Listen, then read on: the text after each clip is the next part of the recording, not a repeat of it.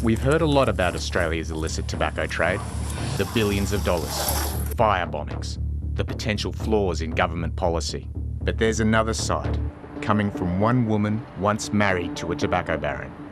How fear and violence forced her into the illegal nicotine trade. Yeah, it was like forced labor on women. Kautha Salih says she was a 17-year-old in Iran when wed in an arranged marriage to Sam Albion, then called Mohammed Al-Dilami. And what do I know about marriage besides putting a white dress on? Iraqi-born Albion had already migrated to Australia and returned with Miss Salih, eventually settling in southeast Queensland in about 2013. Business records indicate he registered running 5 tobacco stores in the early 2020s.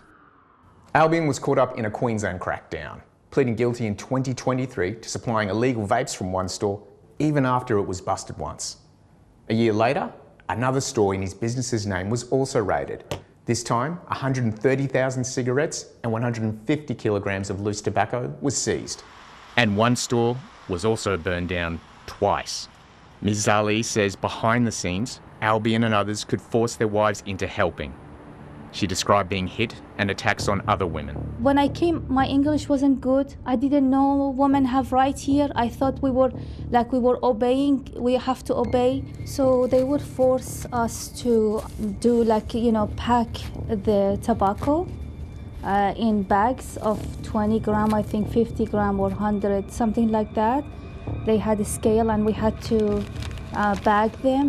It was very hard, the tobacco very compressed, so you had to open it up, make it a bit fluffy, and maybe put some water in it.